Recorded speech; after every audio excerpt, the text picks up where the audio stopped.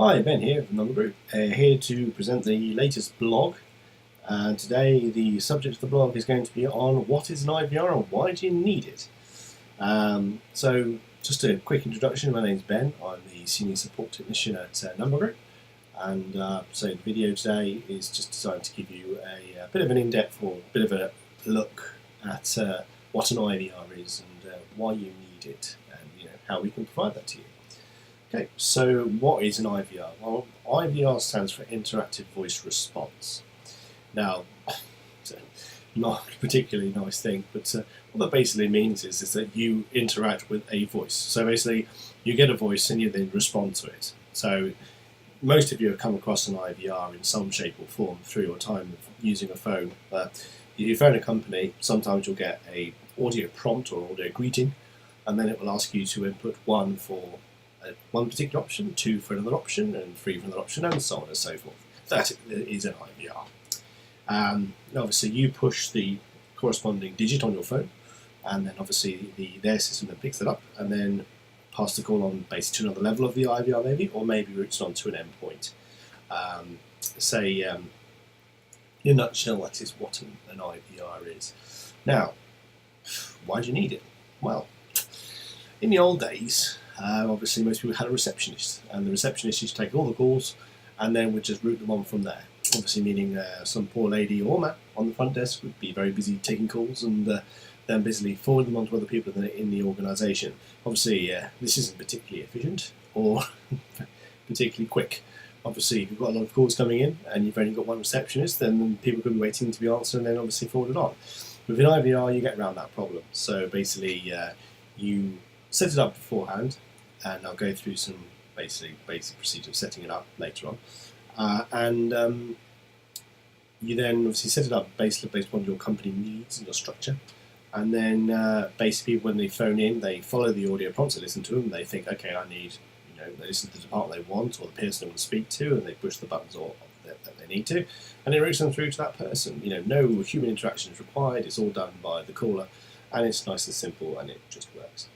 So, but why do you need it? What's it needed for? Well, professionalism. It makes you look professional. I mean, anyone can have an IVR. If you use Numbergroup services, for example, we supply, unless you have one of the very, very cheap NTS-only accounts, we give you IVR capabilities as part of your rental. So if you need an IVR, it's there. You can build one yourself. We can build it for you, and we have pre-made prompts. So if you want a really basic IVR, like one for sales, two for support, three for accounts, or something like that, then we have pre-made prompts built into the system, so you can use those for your own needs. Alternatively, you can record your own prompts, or we can do that for you. We've got a good relationship with a very good voiceover professional who can do any voice recording you need, and we only charge a one-off fee for those for the prompt. And then, once we have it, we can upload it, and it's just there to use. So, but yeah, so why do you mean professional?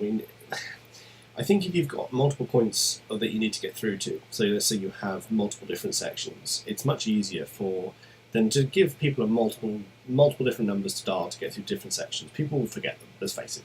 People struggle to remember numbers as it is. If you have one number, one contact number, then that's nice and easy. A nice memorable number, for example, and you have an IVR on there which routes to all your different internal destinations. It's perfect because it means that you only have to go at one number, people remember it, and they dial it, and then they get through the options and they get through to the endpoint they need to. You don't need to give them one number for support, one number for sales, one number for accounts, or anything daft like that.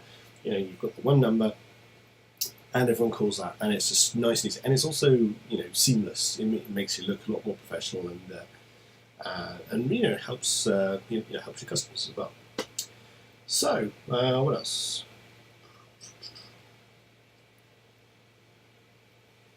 I covered quite a few points in that sentence, didn't I? I'll just go through my notes here, just see what's going on. So, oh yes, we've also got multi-tiered IVR. So, if you call a big company, BT or Virgin or someone like that, for example, and you go through their customer system, you'll find that they have multiple layers. So you'll come through and they'll say, do you want X, Y, or Z? You'll select Z, and then they'll say, oh, do you need X, Y, or Z? And then calculate Y, and then say, do you want X, Y, Z?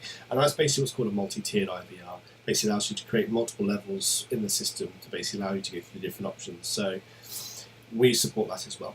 So it also means that your sub-departments can be accessed with ease as well. If you've got multiple departments, you're a big company, and you've got like business accounts and residential accounts, for example, you could have, and someone presses the accounts button, you can have another prompt after that says, oh, do you want business accounts or do you want personal accounts? And then obviously the person sets the right option and then goes through to the right people.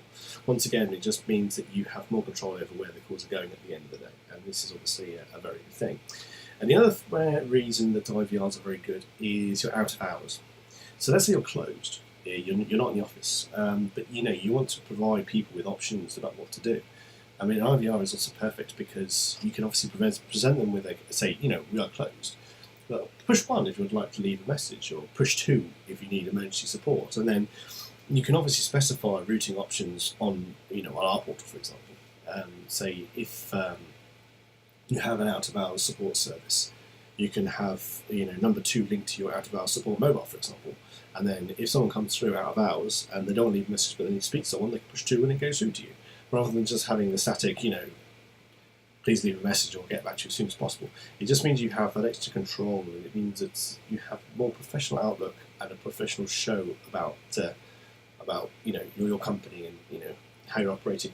I mean, I've seen people who basically forward all the calls to the same number, but they still use an IVR. Now, some people would say that's daft, but it makes you look better. If you have one option for accounts, one option for sales, and one option for support, it doesn't matter if they all go through the same number.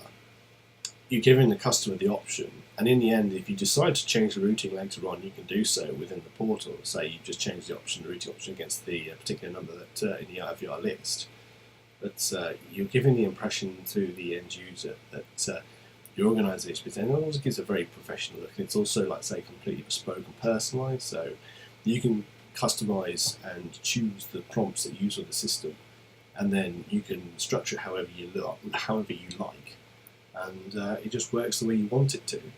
And you can do quite a few things with it. I mean, say we have customers that gather, card information based upon IVRs and using prompts and people putting numbers into their phones. And so it's very flexible the way it can be used. Deployment costs, what does it cost you? Well, as I said before, nothing. We support it out of the box. It's free of charge. So free of charge. It comes in as bundled with the service as such. We charge you for the prompts, but that's only because we have to go to a third party to get them recorded, and he charges us. So we have to pass that charge on. We can't really necessarily swallow that charge all the time. But if you need a lot of prompts doing, obviously we can probably do a deal, knock some money off of that. But the point is that as far as setting it up, all you need to do is the time to do it on the platform. If you're having trouble with it, come through to the support team here at Numbergroup, or come through to Sham, who works in he's the accounts manager. He's very good with the IVR. So if you need an IVR setting up, then just get in touch with us and we can set it up for you. We would usually advise that if you are setting up an IVR, you have a plan about where or what it's going to look like, because if you need to pre-do your prompts beforehand. So if you just kind of doing it on the fly, you'll end up with a kind of a messy IVR and it won't work properly. So we usually say, get a plan in place, think, what do you want? Do you want a greeting? What layers do you want? What options do you want? And then just come to us with that, and obviously we can advise you, accordingly about what the best course of action for getting your IVR set up is. That's pretty much it. I mean, IVRs themselves have been around for a while, but they are quite underused, so we would normally advise most people, take advantage of the facility we provide you. And say most accounts get it part and parcel of the service. We don't charge you any extra for it. So if you want to use it, use it. If you need any help setting it up, by all means, just give us a call or send us an email, and we can obviously advise. We have guides on the support side to support.numbergroup.com. If you are really stuck on how to do it, there's videos on how to do it as well. So, if you need any help with setting up an IVR, then I'll put a link to the video at the end of this on YouTube, which shows you how to set up a basic IVR. So there is the support mechanism there in order to help you. So yeah, use IVRs. They're very good, and they give the impression that you are a very, a bigger business than you may be. But it also means it's a more seamless procedure for your customers. They get through to the right department straight away, rather than having to go through and being transferred to different people and so on and so forth. Right, sorry about that. So as a phone call came through and I had to take it. So let's wrap this video up.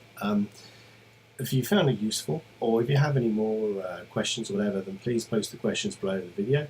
If you want to subscribe, then obviously just please click the circular button here, and then obviously you can subscribe to the channel and get alerts about any more videos that come through. And I'll also put the video with regards to IVRs just there. Okay, thanks for your time, thank you for watching, and I'll catch you next week with the latest blog.